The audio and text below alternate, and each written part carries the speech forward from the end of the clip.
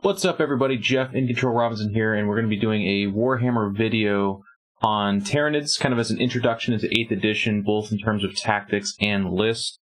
Before we get started, though, I do want to start on a couple things here. First and foremost, I know that the audio is a little bit weird. We're working on it. It's actually been a big pain in the butt, but hopefully it's coming in loud and clear. You can hear me and the train that's going on outside. Other than that, I also want to just kind of announce that I'm really interested in this content on the YouTube channel, so I'm looking to perhaps take list review offers, I guess, if people want to send in their list for 8th edition competitive, usually around 2,000 points or something in there. Hang on, getting blown up by Barack Obama. Not now, Mr. President. Formerly. Then that would be cool. So I'll find out a way to do that more officially.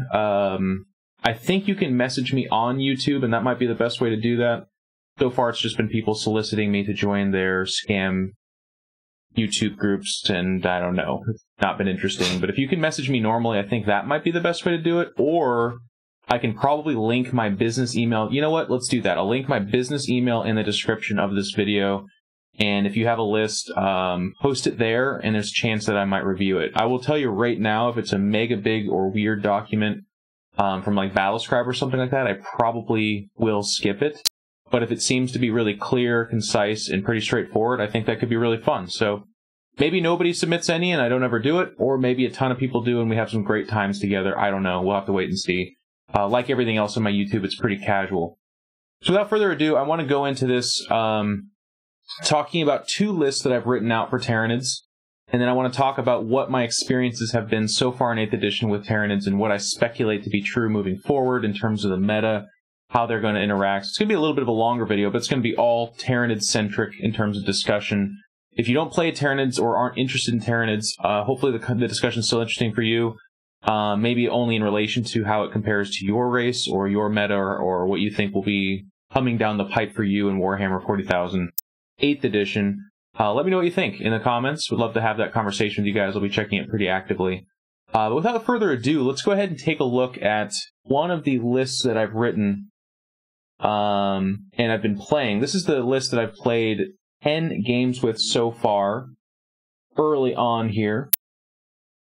I'm going to split over here to here. So my Hive Fleet is Hive Fleet Goliath. It's I'm not quite as nerdy as Reese in terms of I've written out a fanfic for it and stuff like that, but I've kind of mentally pictured a fanfic. Hive Fleet Goliath is that black, yellow, and white, with a couple other colors kind of more as detail in there. In my fluff, this Hive Fleet is big monster-centric, in part because that's always been what my lists are really, really kind of centered around and what I find to be most fun.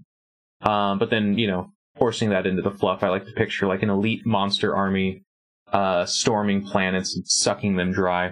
Because I'm all about sucking things dry. There's a couple components that you'll see in this list, first and foremost. It is a single battalion. This list should have put that out more clearly. It's a single battalion.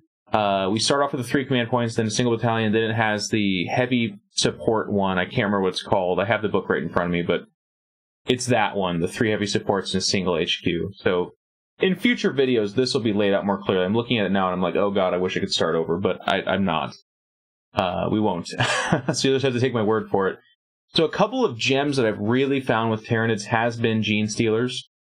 This list was written out before the most recent FAQ came out, where Gene Stealer Cult Purestrain Gene Stealers are running at 10 points right now, and they have everything that my 12-point Gene Stealers do right here with the Rending Claws upgrade. So only 2 points less doesn't seem like that big of a deal, but when you're running 20 of them, that's 40 points. When you're running 40 of them, like I am, that's 80 points. But then you compare it to the fact that the Patriarch gets a +1 strength over the Broodlord and is 11 or 12 points cheaper, actually. I believe they're 150. Now we're starting to talk about 104 points, or 102 points. Anyways, over 100 points of savings, and I would even argue that the Broodlord has less great powers than the Patriarch does. Mass Hypnosis is absolutely incredible. It's basically the horror, only instead of affecting leadership at -1, which is like the difference of a single model maybe dying. when they take their bravery, or you trade that in for what Mass Hypnosis does, which is -1 to hit, which is what the Horror does already, but then also cannot Overwatch. So that has varying degrees of incredible stuff there that can really take the sting out of charging any Tau. I play, one of my local friends is a Deathwatch player. If they have frag cannons, the difference between them overwatching with frag cannons and not is like 5 or 6 wounds on a big boy, or like an entire squad of, Gene Stealers or whatnot. It ends up being a very big deal, and is a bit of a game changer. Their other powers too, like I said, are incredible. There's +1 strength and +1 attack, which would mean these Gene Stealers are having 5 attacks at strength 5. That's what we had in 7th edition, but 8th edition, things have gotten a little bit softer in a lot of ways, and all of a sudden we're back up to 7th edition power with that. So that's absolutely redonkulous. It can also, well, I digress. The implications there are huge. But then there's also the mind control, which seems to have reverted back to, for the most part, to just the other good mind controls. Grab a unit and shoot with it. And it even specifies it can shoot its own unit, which is pretty crazy. But then also gets kind of weird in terms of interpretation for that rule. So perhaps some clarification is needed, but the way I'm going to play it is if I grab a ship, I shoot its guns. If I grab a unit, I'm grabbing one of the guys in the unit, is how I think it's read and meant to be played. So you're going for big stuff. So if you're facing knights or those kind of things, it's a big deal. So better powers, +1 more strength, and 100 points cheaper the way I run it. Obviously, if you run less Gene Stealers or less Broodlords, various degrees of savings there, but that's actually incorporated in my second list, which we'll get to in a second. But for right now, this is just vanilla Tyranids. The advantage to running it this way, which is kind of funny because I immediately am thinking of the counter argument, is that this is 2 HQ and 2 troop, which is most of a battalion already. You just need 1 more troop. I'm actually going to cut off my own rhetoric and just go into it right now. Run it as Gene Stealer Cult, exactly like you see, except for Patriarchs and Gene Stealers. Save the points, and then of that 104 points, I think it is, that you save, spend 50 of that on 5 more Gene Stealers, and now you have a battalion. So what am I losing in that trade? Nothing. You have 1 extra drop, which is kind of annoying. You have a kill point that's fairly easy to get. Okay. So that's the argument against it. What do you gain? You gain 3 more command points. Like I said, the better powers and 2 absolute lawnmower units. You could run this with 1 Broodlord, but what I really like is having the ability to smite spam a little bit if need be. Tyranids have some of the best mortal wound dispensing abilities there are. So this list, if you're looking at it, has very little in terms of options for dealing with sky, or fly, excuse me. Can't charge it, can't really shoot it, but if I can go ahead and trickle down them a little bit with some smite, that's okay. I will tell you in practice that this has been a pretty piss poor answer. I think character flyers, so if we're talking like demon princes and I'm doing 2 or 3 smites to them, then yeah, that's pretty good. All of a sudden we're talking about double D3 and maybe some lucky biobore shots, that kind of thing, and eventually they have to land. That's more okay, but flyers with 10, 12, 14 wounds, nope. They degrade usually at about 50%, so I've had a couple games where I haven't even degraded the flyers, or just barely at the end, by doing smite. And if I'm doing smite, especially with the Patriarch, which can only cast 1 power, that means I'm not casting something else. It's a little bit less worrisome with the Swarm Lord, who can cast 2 powers, but for those of you that are not running a Swarm Lord, that too would be a concern. So we'll talk more about fly in the meta right now, but what I will tell you is that these 2 units have been absolute all-stars. Whatever they touch goes away. They're fairly reliant in terms of... there's a couple cool tricks. Broodlords have a 4-up save, so in cover, that becomes a 3-up. That's obviously a lot better than their 5-up invul save. The venomthropes, I'll talk about that in a minute. They are the babysitters. They go everywhere with this unit. It becomes a little bit less reliable that they get hit there as well. The tough 4 is nice. There's mostly people wounding them on 4s, sometimes 5s. Again, with that DACA. And then the Gene Stealers themselves also have a save in this edition as well. So they have a 5-up save, and in cover that means it's a 4-up. So I'm not trying to talk about 2-ups or something incredible here, but what I am saying is that it's a couple little tricks you can kind of look for. They're very fast. I almost never use the Swarm Lord double move on them because while that unit's really, really killer, you have to remember that the Patriarch, or Broodlord, excuse me, is not a part of that unit. So if I give the Genestealers a double move, they're leaving the Broodlord behind, and the bubble of synapse there is really important, but also hitting on 2s is a very, very big deal. Now, getting away from the Broodlord is something you can kind of calculate as doing, or you can move very clever in terms of double moving but stringing behind some people. So there are ways around it, and you have to kind of gauge what you're getting after, and maybe tying up that unit or doing damage to it's more important than keeping the Broodlord in very close range. So those are some of the kind of choices you have to make, but I can't say enough how much I like this. It's 2 troop choices. They maul in combat. They move very fast. They're not the cheapest at 12 points per model, but that's also not outrageous like Genestealers used to be. Pre-FAQ, the Purestrains were 18 points. I would never. 18 points is ridiculous. We're like not too far off from Terminator range, and it's the comparison is not there. So I think they've done right by Genestealers, the 5-up invul, and if you really need to, Catalyst on them is also a good way to give them a 5-up, then a 5-up. That's a very durable unit on a tough 4 model at 12 points per guy. I really like them. So I haven't tested running 1 unit versus the 2. Part of what this is bodies over bullets. It is a lot of like, yeah, go ahead and whittle down one of those units. It's a bit of a slog. Nothing's beating them in close combat, so that's all very tough. And then that second unit countercharges or comes in and cleans things up. And I've yet to lose in all my games an entire unit of Genestealers. It just takes a lot. I'm not saying that can't be done. I'm not saying that it's probably not even somewhat common to have happen, but it, at least in my 10 games so far, hasn't happened. So just kind of take that for what you will.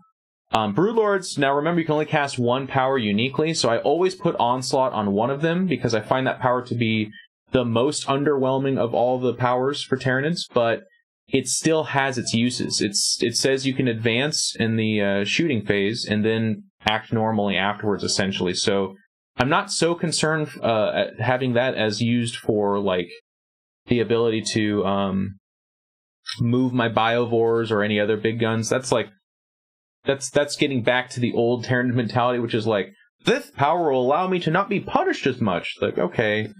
Certainly there is going to be moments where moving those Biovores will be the most clutch thing in the world, not wanting to suffer the -1. Sure, I get it. Although on that note, well, we'll get to it in a minute, but there's some cool tricks you can do with the -1 on Biovores. It's always good. But I like to advance a unit, just give it another D6, and then they still get the charge. So that's pretty cool. And then on the other one, I usually double down. Horror and Catalyst are amazing. I find myself putting Horror on a Broodlord a lot, because the Swarmlord 100% of the time is going to cast Catalyst either on himself or maybe a Trigon or something really important nearby him. And then Smite is a pretty cool way to use the Swarmlord, just because he gets in, moves, and puts himself in a location where a lot of times that Smite can do things for you really usefully, like soften up something he's about to charge into, like a Land Raider or whatever. But can't say enough about those units. I think they're very, very good. I think one of the ways I would add wiggle room to my list perhaps would be to drop one of the units, or drop a Broodlord. Keep 1 Broodlord, but 2 units. The Broodlord is just that nice psyker. He is a beat stick. I've got no complaints with him in terms of performance, but at 162 points here as a Tyranid Broodlord, you can do a lot with that. That could be another unit of Biovores, or that could be another Mawloc and stuff like that. So it's kind of questionable, but I like all the psychers that I have. So then I'm going to move into the Swarmlord. This is my favorite guy in the game. It always has been. Not because he's the best or has the most gorgeous model. He doesn't. It's a great model. I love the Hive Tyrant model, but I love it because of the fluff, the way it worked. I ran a Swarmlord-centric list in 5th edition. He would just get Biomancy, run up and down the field at Strength 9, Tough 9, instant death. You had to reroll your invul saves because he had Blade Parry. Just like really awesome fluff. And then, of course, his duels with Marnius Calgar, his even just the idea of him being one of the only personalities in all of Tyranids, where even if you defeat him, he's downloaded back into the Gestalt mind, essentially, and is repositioned somewhere else with a newborn body and more and improved. Love that. So right now, actually, I have one of my good buddies and one of the most talented artists I know in my local area, Israel Sanchez. He's painting one up for me. He's customizing it. We got some third-party arms from Chapter House. The picture of the Swarmlord has like mandibles coming out of the side of his head. We have those on there. I can't wait. So I'll do a video of that coming up. But this is my favorite model. And then in 8th edition, well, favorite guy, anyways. And in 8th edition, they made the Swarmlord damn good. I don't want to say it's essential that you have him in every one of your lists, but it's kind of up there. Obviously, the free move in the shooting phase is gigantic. It's a game changer. The 2 powers are really nice. The Terran powers are really good, especially with the Codex coming out. That door could just get blown open entirely. 12 wounds, tough 6 with a 5-up invul, oftentimes with Catalyst on himself, and then you can take the Warlord trait right now, which is just the generic one. So again, hopefully these get more useful when the Codex comes out. But the generic just 6-up Feel No Pain after his 5-up Catalyst, after his 5-up invul, means that he's avoiding a lot of wounds, but more importantly, perhaps, a lot of damage. And the Swarmlord can all of a sudden become a bit of a bullet sponge. So that's obviously not the ideal role for him as just a 5-up invul. He is getting dinked and donked every once in a while, but things like a last cannon he has a really good chance of kind of avoiding, which is pretty amazing. That's a good role for him, but not what he's primarily there to do. At 7 attacks, strength 8, hitting on 2 pluses, and just wailing on people with d6 damage at -3 with the Bone Sabers. He's pretty incredible in close combat. I don't think he's the best, but he's up there. He's one of the best. And he has the potential to do severe damage to things. I will say in my practice games, let the severe damage be a bit of a surprise for you. Count on it being a bit of a luxury as opposed to the guarantee. He's really good at chopping down like Terminators. That d6 damage is really nice if you're only fighting against guys that have 2 or 3 wounds. Typically those are 50 or 60 point models, so they're still quite valuable. He'll get those 2 or 3, or the off like, oh no, I needed that to be more. Use your reroll command dice. Sorry, my dog's snoring, by the way. He doesn't like Warhammer content as much. That's what you're hearing in the background. But when I'm like, can he take down a Land Raider? Can he do severe damage to it? Yes. But you have to start thinking about how kind of resilient things are in this game. At strength 8 and with no way to boost that at 7 attacks, hitting on 2s, reliably you're hitting 6 or 7 times. But then against the really tough stuff like a Knight or a Land Raider, you're wounding on 4s or maybe 3s. Probably 3s more often than not. If you're hitting a tough 4 or less model, it's 2+, and he will destroy those. That's why I'm saying like Terminators, you're talking about 6 or 7 wounds at d6 damage, and then they're getting a 3-up. So you can pretty reliably do some good damage there. We actually got a sub while this video is going. It's a bit of a shit show, guys. I'm sorry, but we'll improve on this. Anyways, that's where I find his sweet spot to be, is throw him in as a just distraction guy. He absorbs damage, especially in close combat. Then it becomes a 4-up invul. Reliably taking out Terminators, taking out characters, that kind of a thing. If you throw him into a big vehicle like a Knight or a Land Raider, he will do the damage. I'm just saying bring something else as well. And that 4-up invul, the 5-up Feel No Pain, and then the 6-up Feel No Pain mitigates a lot of damage, so he can also endure damage. Whereas if you throw like a Trigon or Moloch, a lot less so a Moloch, because its damage output is really ridiculously bad in melee. But like a Trigon, really tough, but tough 6, 3-up save, maybe a Feel No Pain, but after that, not much. Degrades its 6 wounds. Now you're talking about something that isn't that hard. Like a pack of Terminators, maybe they lose a couple guys, but then they drop you down to 6 wounds pretty reliably, and you're in a lot of trouble. Where's it? Too loud. That being said, I love his powers. Like I said, Catalyst is a must, and then usually his second power is a little bit situational. Don't get too carried away with Smite. It's cool, but D3 mortal wounds, maybe you're doing 1 or 2 to a vehicle, doesn't really matter. 1 or 2 to a pack of 10 guys, like guardsmen or whatever, not the biggest deal in the world. But what can be a big deal a lot of times is going to be that horror. -1 to hit, especially when you have a pack of venomthropes. When you have a pack of venomthropes out there, it can actually make some things nigh on impossible to hit. It's also very good, so there's armies out there like Tau and Orcs that already have fairly bad ballistic skill. A key horror and some good venomthrope coverage can all of a sudden make you very survivable in a game where everything's supposed to pretty much die. So then we go down the list into 2 Molochs. Molochs, I will just straight up, it's pretty easy analysis here. They're just cheap, man. They're like 105 points or whatever it is. Yeah, 105. 12 wound distraction beasts. Sorry, I'm going to actually wake him up. Hey, come on, buddy. Aren't you loud? I can already see the comments in YouTube on that, unless I did that, so. Don't worry, guys. I'm fighting for you. Molochs deal out mortal wounds and their distractions. It's their cost that makes this incredible. If these guys cost 150, 160 points, I would recommend you never take a single one of them ever. But at 105 points, they are decent damage output, but against a savvy player, not going to be that great, but it forces them to deploy in a certain way, and it makes them have to pay attention to them. If they jump into a squad of guardsmen or marines or whatever, they will kill him. They just don't have any AP.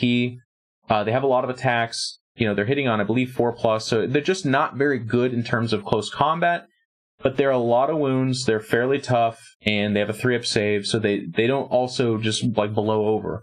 It's the 105 points that makes them absolutely ridiculous. And again, like I said, I've had some people deploy where they're hitting 3, sometimes 4 units, and if it's a really weird spot where both Molochs are hitting 3 or 4 units, now we're talking about 5, 6 dead guys in each of the units, and that's significant damage. That, of course, is incredible. So their potential is really awesome. It's risk-reward, and it gets diminished against better players, but because they're 105 points, I know I've already said this 3 times, but I can't emphasize it enough, that's where their value is. The other thing I really like them for, too, is sniping characters or dinking and donking something, but think of them as, like, contributors. They're not going to be finishers, almost ever. If a single character is sitting out and he's got 4 wounds and 2 of them can hit them, then yeah, you're going to snipe that character, and that's pretty cool. But otherwise, try to think of them as distraction. And here's the other piece of advice. Always deep strike them. Always attack, do their hair from beneath or whatever it's called, on turn 1. Don't ever not do it. Because of the mechanic where anything after turn 3 is dead if it's in reserves, you want to hit turn 1, pop down turn 2, hit turn 3. That's where the real good damage comes from them. If you wait till turn 2, you only get the 1 pop-up, and then they're just okay. Now, that being said, if your list is like completely a beta strike list or something like that, okay. But I think you're still not getting all the value out of your Moloch, so maybe consider dropping them and putting them somewhere else. Then we move on to the Trigon with Adrenaline Glands. The Adrenaline Glands are incredibly cheap here as an upgrade, and it makes its charge go from a 9 to an 8. That 8 with your command dice reroll becomes very reliable, so I'm pretty reliably charging you with a Swarmlord, a Trigon, and depending on how poorly you deployed, or if it's Dawn of War and I'm just getting great advance rolls, a unit of Genesteers or 2 on turn 1.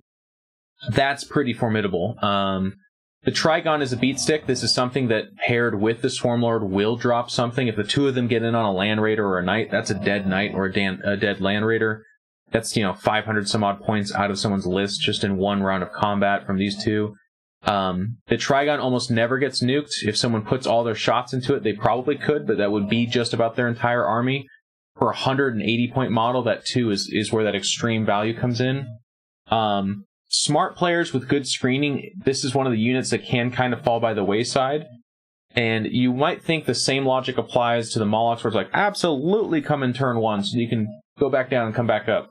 Not so much. They don't really have that alpha strike. They're just more about the charge. The Adrenaline, by the way, is a must. You just should always put that upgrade in there. If they have really good screening, you can consider waiting till turn 2. I find that he should follow the Swarmlord. Like, if you're dropping 1, you should definitely drop the other. If you aren't, then you should keep them both back. You can do cute stuff, like I've fit 26 Termagants in there with it, but what I find ends up happening is that they block off any charge that he could do. So I don't like that. I don't think Termagants are that good. I use them as to try and get them into a zone to flood an objective or be a distraction. But they just not that great. I could see people making arguments for things like having Formagants come out. Still not madly in love with that. I don't think anyone's list is like, oh my god, oh my god, no! Like, of course, it's less than ideal for a lot of people, but everyone can pretty much handle it one way or the other. So things to put in there with the Trigon to consider might be something like pyrovores, excuse me. I don't know. Maybe some kind of weird group of warriors, but for the most part, it's a cool thing I'd love to see people play with, and I'd love to hear about it, but I'm not seeing any like magical thing out of it. You could put Gene Stealers in there too, and that's kind of cool. And then, you know, with the Swarm Lord, you could have this crazy pair, because it has to be infantry, and they have to be within 3 inches of the model. You can fit a lot of things within 3 inches of a Trigon and surround it.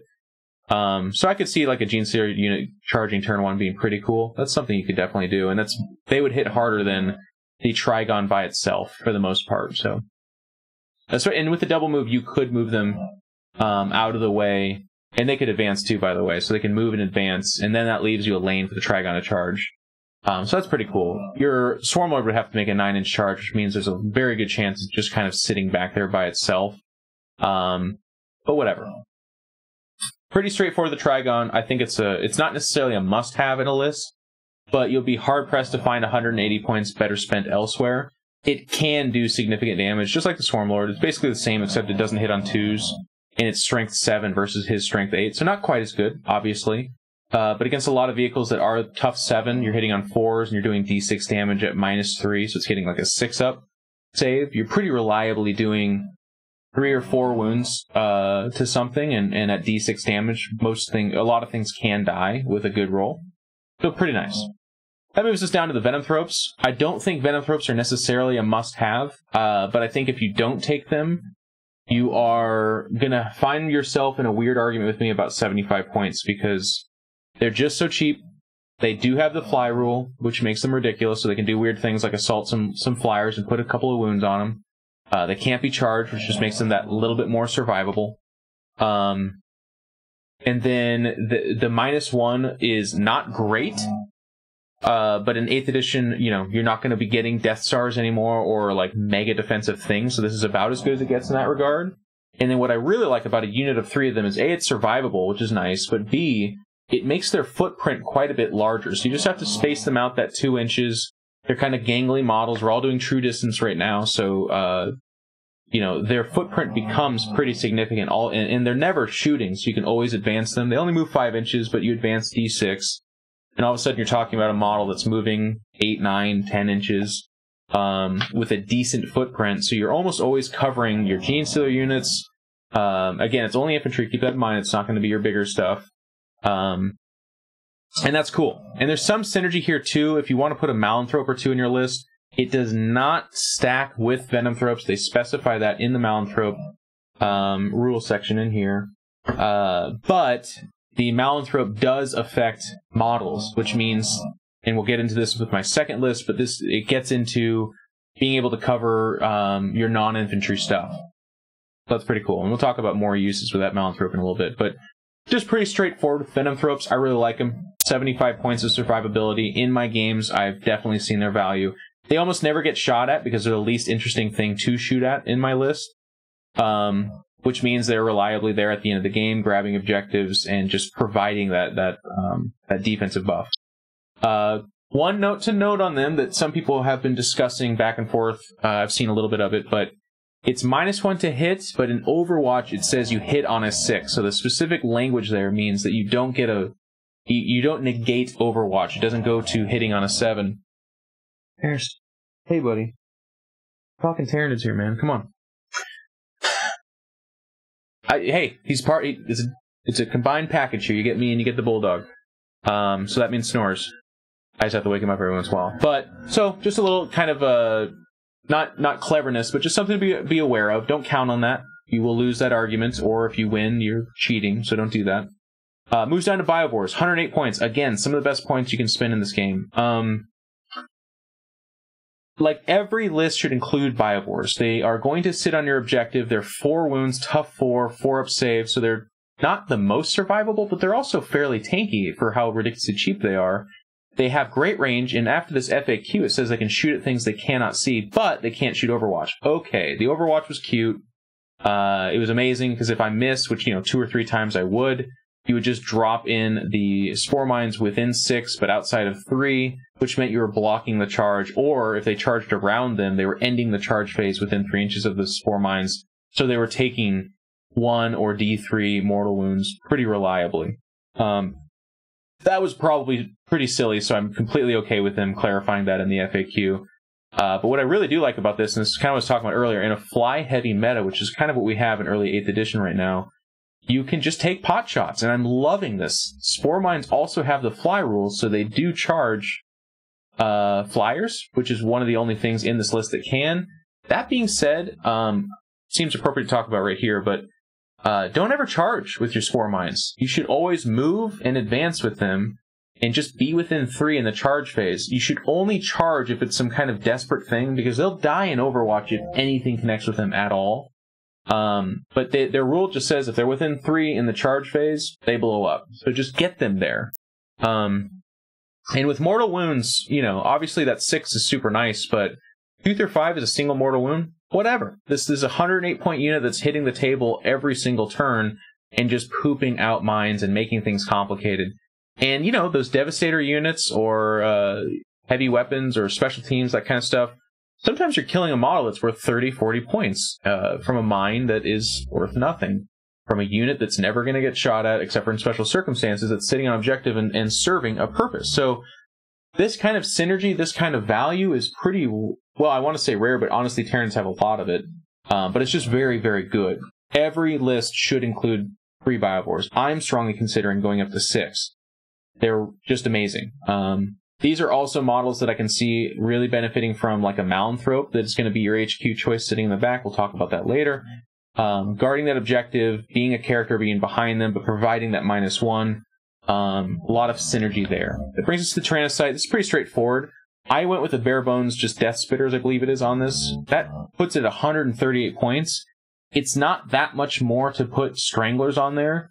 And if you have the points, this list did not, absolutely do it. In fact, as I look at the list, I'm like, you know what? Let's trim the Termagants down to 20 or something and upgrade that to, I believe it's Barb Stranglers. But they're Strength 5 at -1, hitting on 4s if the unit has 10 or more, and doing D6 shots times 5. That's a lot. That's really, really good damage. So again, I'm looking at my list and telling you that's where I would improve it. It's not like 26 Termagants is some kind of magic sauce that this is the absolute best number ever. That's pretty much chafe, and it's also screen. So I would upgrade the Tyrannocyte. In fact, I'm probably going to do it after this. The Tyrannocyte's not super incredible, but it's almost always paired with the Swarmlord for very obvious reasons. The Swarmlord moves at 9 inches and advances because it has no shot, so it's very quick on its own. But I find it to be so incredibly powerful as just like, you're dealing with it now, as opposed to, you're gonna be dealing with it. You're gonna be dealing with it. Now, there's gonna be cool situations where, like, maybe I'm facing a list of someone that's like, they're gonna be in my face. Maybe. Even then, the Tyrannocyte doesn't have a much better option. I'm not gonna put a Broodlord in there. You could put 20 Genesters in there, but why? For the most part, that thing might as well have the Swarmlord's name scratched into the side of it, because that's what it's used for. Nobody ever shoots at it, and keep in mind that the Tyrannocyte has the fly rule as well. So if you're facing flyers, it's still hitting on 5s, which is not great, but it's shooting out Strength 5 weaponry, and it can charge them. Both of those are not great options, by the way, but it's just important to keep in mind that it does have the ability to do that. I mostly use it as a, like, drop off the Swarmlord, take pot shots. It's usually hitting 3 or 4 times and doing 2 or 3 wounds, maybe 1. So really not fantastic, but very good as a delivery system for the Swarmlord, and then kind of cool as a, like, let's go sit on an objective thing. Termagants I talked about a little bit. I'm going to probably trim that number down and get that up to a Barb Strangler on the Tyrannocyte. Or Barb Stranglers, 5 of them. They are just screen, which, again, in this list, if you want to go mega hardcore, you could probably drop. I have a lot of bodies as is. I want to be sitting on objectives. This is the last thing anyone shoots in my list, but because they only have a 6-up save, whatever shoots at them pretty much just removes them.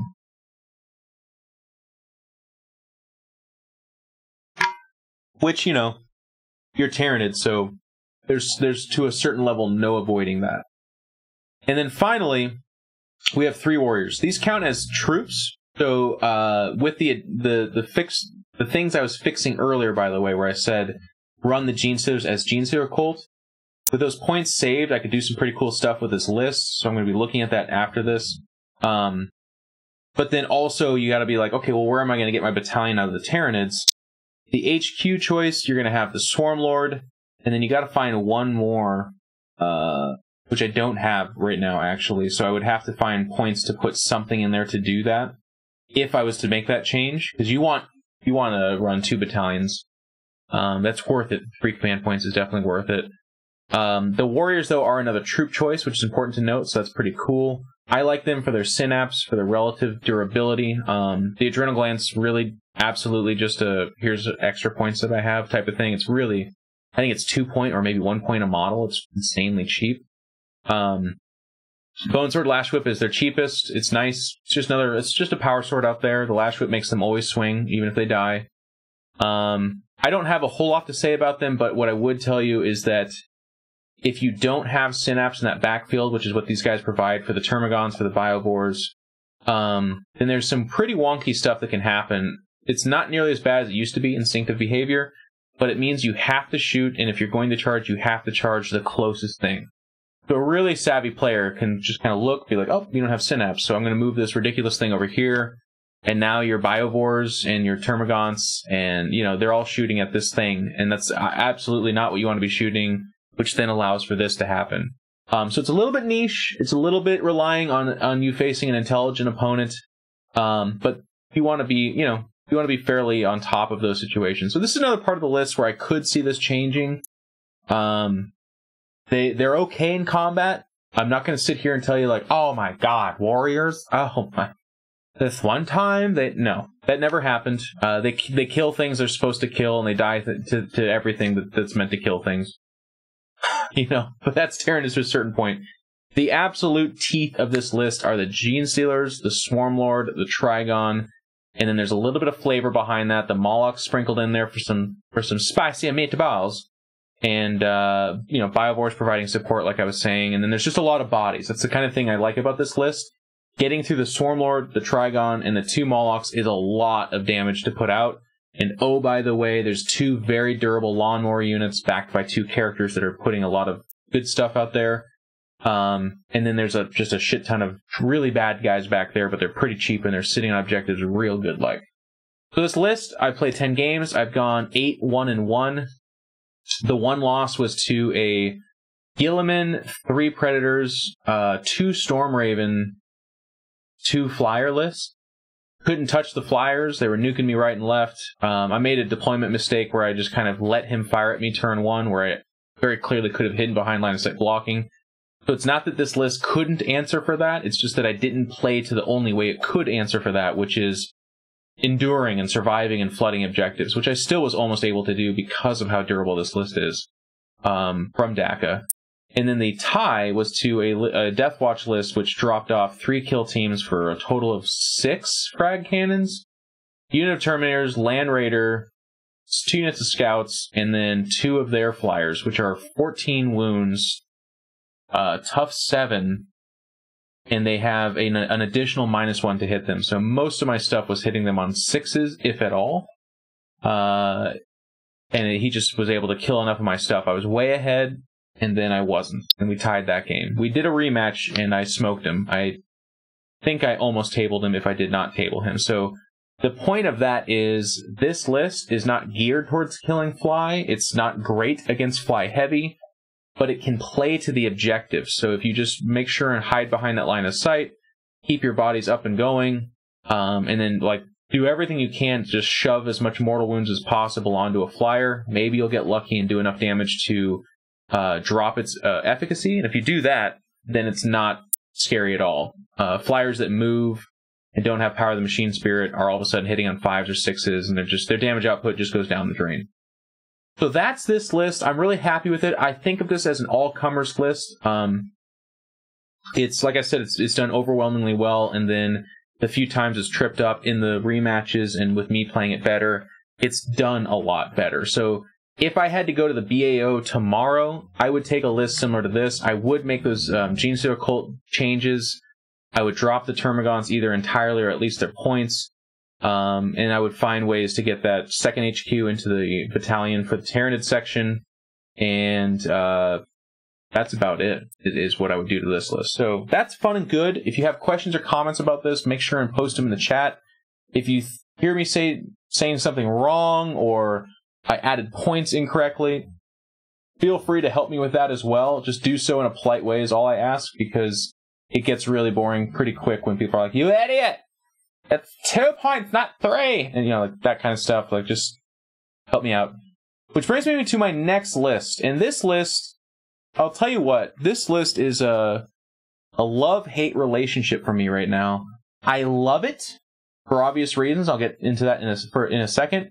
But I hate it because it does not have a Swarmlord in it. And when I get my custom Swarmlord, how in the hell am I supposed to play any list that doesn't have a Swarmlord in it? I don't know. Let's break it down. Genestealer Cult Battalion, the way I told you about it. 2 units of 20 Purestrains. They're exactly the same as Tyranid Genestealers. They're just 10 points as opposed to their 12. They have Rending Claws. They have Scything Talons. And everything else the same. 1 unit of 5. That's a bit of a tax. You need to have 3 troops, it is actually, to have a battalion. It's 2 HQ, 3 troops. There is some wiggle room for differences there. The point is, though, I could have 10 Neophytes for the same cost, which is whatever. Or I could have Acolytes, which are actually more. Yeah, it wasn't great in terms of option there. So I was pretty okay with this, I guess. But let me know what you think about that part of it. 2 Patriarchs, and then I had points left over, so why not put 1 Familiar in there? Unfortunately, because they can only cast 1 power, that second power that they do will always be Smite, which is, again, it's pretty cool. There is going to be times where, like, Smite here is so clutch. I've actually nuked out a Mephiston before with Smite. Obviously, I got lucky on a 11 or whatever it was for the power, and then I rolled a d6 and I rolled a 5 or 6 to actually nuke him. Actually, I think it was a 6, so that's pretty incredible. It's obviously very silly, but Smite can do that. 762 points of badassery. There's the better powers in there, like I said. The Patriarch's Strength 6 versus Strength 5. That's not the biggest deal, but it's pretty nice. You're wounding on a 2+ against tough 3 models, but it has Shred, and it really doesn't end up being that big of a deal. Where it's kind of nice is against tough 6, you're wounding on 4s as opposed to 5s. And even with that Shred, rerolling for a 4+ is much more reliable than rerolling for a 5+. They're nasty though. And again, a very reliable place to drop points from my list and put it somewhere else would be going 1 Patriarch versus 2. I would argue though that the Genestealer Cult powers are so damn good that the more Psychers you have, the better. I want them casting Mass Hypnosis, Mind Control, and Power from Beyond, or whatever it's called, Might from Beyond, all the time, if I can. Obviously, I can't cast all 3 of them because I only have the 2, but man, I see this list not churning out Smite because those powers are so damn good. Then we drop down to the really interesting part. What is that? That's a Tyranids Lord of War Auxilary Detachment. The Harridan, 830 points, because you have to pay for the hair of massive Scything Talons. Not monsters. I think the monsters are the really cool ones that have 2d6 damage. But this is a very interesting spot. So I went ahead and asked Reese to make sure, as so many people do every single day, because Reese is an awesome guy, but he's also at he's like the call center for questions about Warhammer. And I said, right now, Forge World's legal, I guess, and there's no restrictions on this. Yeah, so the Harridan's been set loose. It's 183 points. It's very expensive. But here's where I'm seeing some pretty interesting things. And keep in mind, I have not tested this. My first test game is going to be in an hour and a half from now. And I plan on playing more to see if this is something that's going to be really, really cool or not. But the Harridan has Fly. It's got 30-inch movement, 30 wounds, Tough 7, Strength 7. It puts out 12 Strength 8 -2 D3 damage shots, which is not the most impressive. It can take D3 mortal wounds to go into a frenzy and add D6 strength to its shooting for that turn. But it's got some really cool rules. If it's in combat, it can still shoot into the combat as long as they're infantry, and it can always shoot away from the combat as long as it has line of sight. So It doesn't suffer from any disadvantage of being in combat. With the fly roll, it can jump out of there for, again, no punishment. So there's all kinds of disruption you can do with that kind of stuff.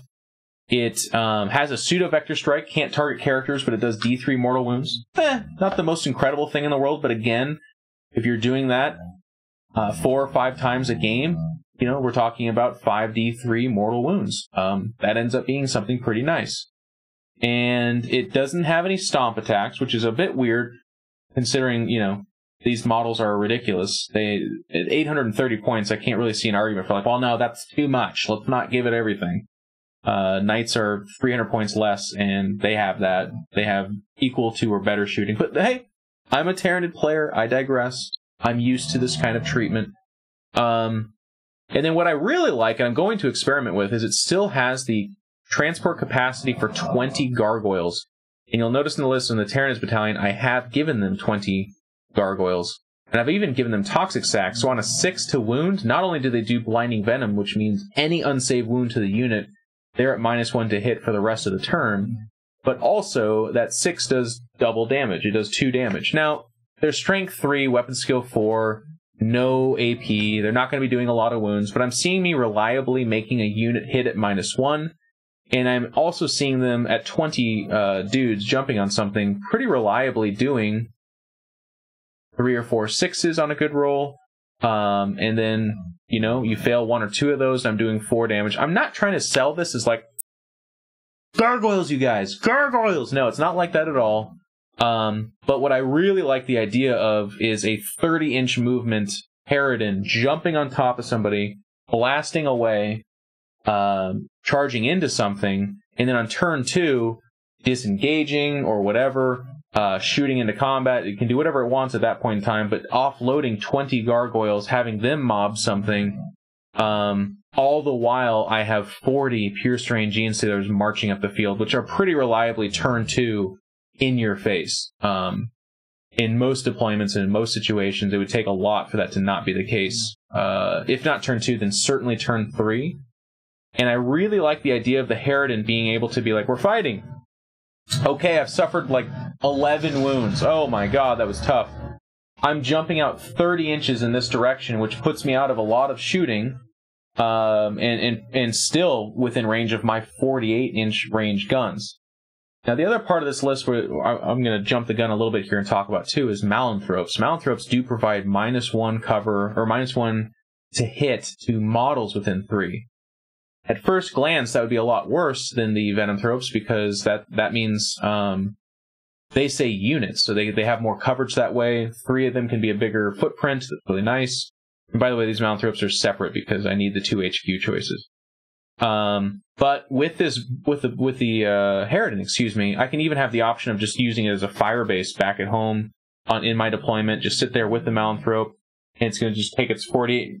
Pretty devastating Strength 8 or D6 more shots, knocking out my opponent's flyers, shooting their stuff that would otherwise hurt me while my Genestealers march upfield. And then the other Venomthrope is going to be pretty reliably moving 5 plus D6 upfield and be deployed as far up as possible to act as like a middle of the board relay for when my Harridan jumps up there and then is hopefully within range of the second Venomthrope. Well, okay. Before we get into the Venomthropes, so these are some of the cute ideas I'm thinking of with the Harridan. I like the idea of Gargoyles flooding an objective. If you play an elite army, you're going to have a very hard time covering the amount of bodies that I'm putting out there. We still have that same issue with my pretty durable Genestealer units being backed by a 30 wound tough 7 Gargantuan that has fly, and is dropping out your couple of flyers pretty reliably. Its Bliss Skill is 3+ in 8th edition, by the way, so it's just awesome. It's very awesome.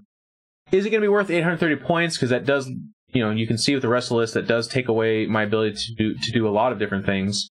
We'll have to wait and see. I'm not sure. But I like it on paper. And I like it for the meta. There's a lot of fly going on right now. Which does drop us down into the Tyranids Battalion. My 2 HQ choices are the Venomthropes.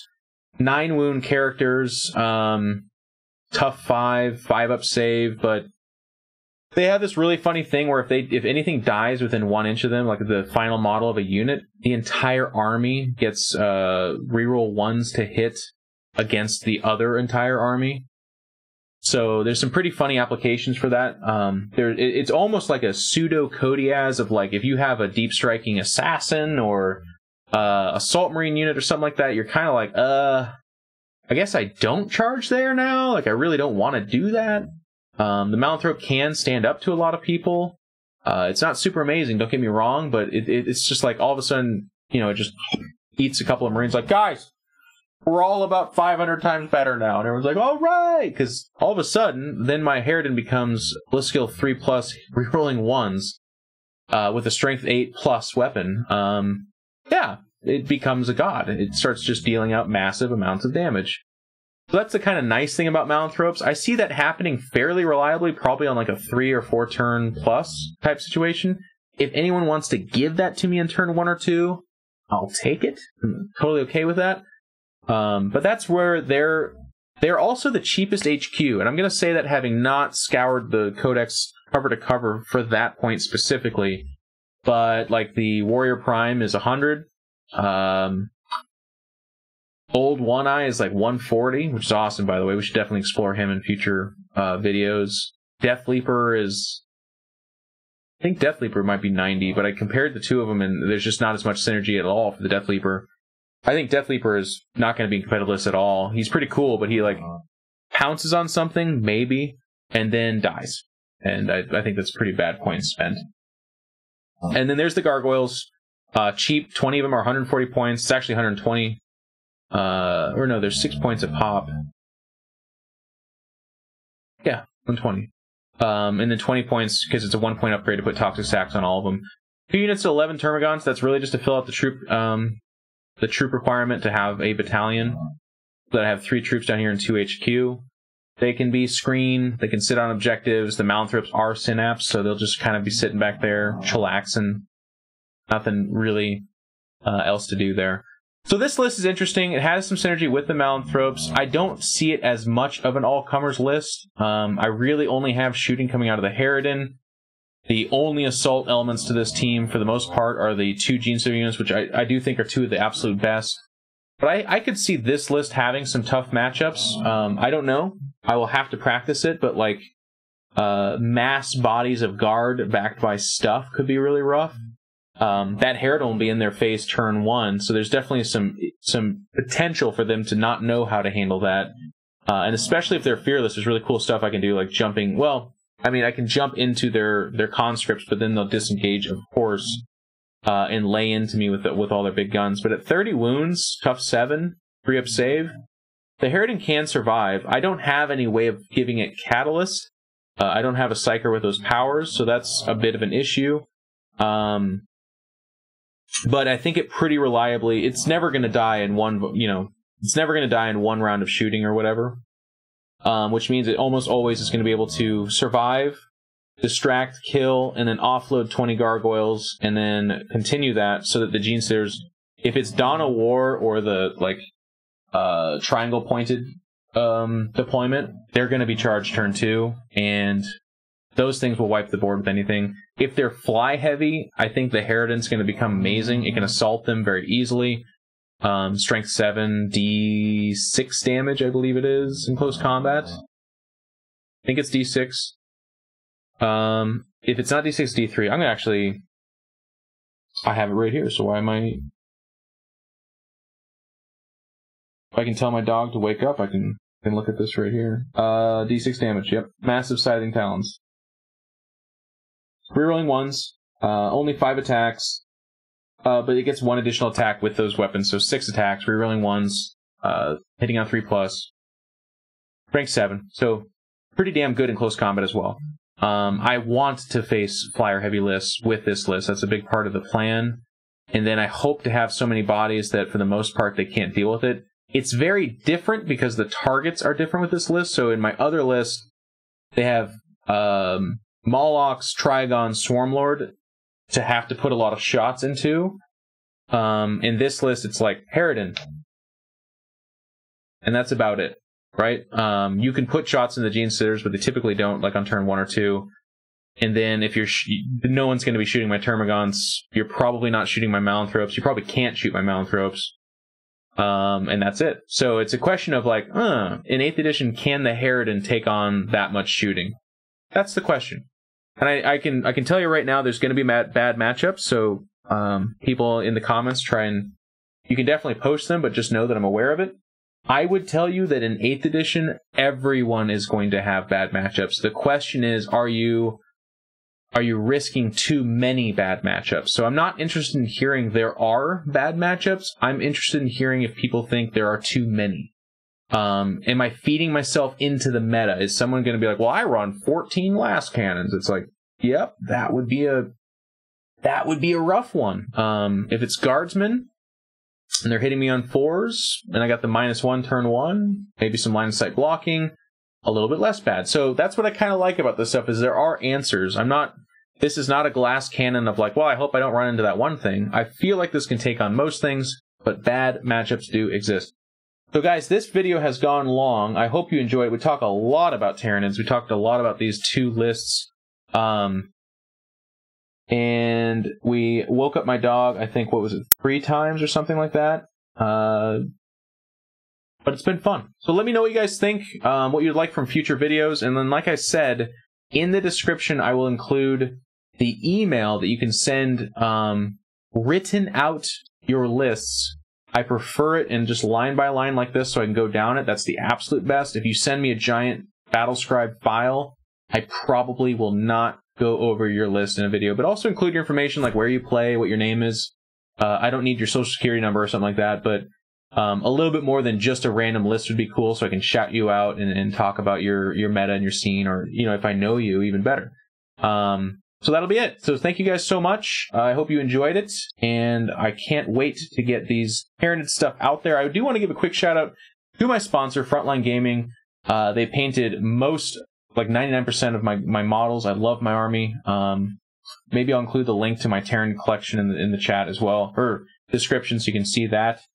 And they also make it so that I'm really excited to talk more about Warhammer. And if you look at my YouTube, there's some videos of Magnus the Red, Belisarius Call, and some other things that they painted for me. And soon, hopefully, we'll have a Porphyrian Knight on there as well. So check it out. I'll see you guys soon, and take it easy.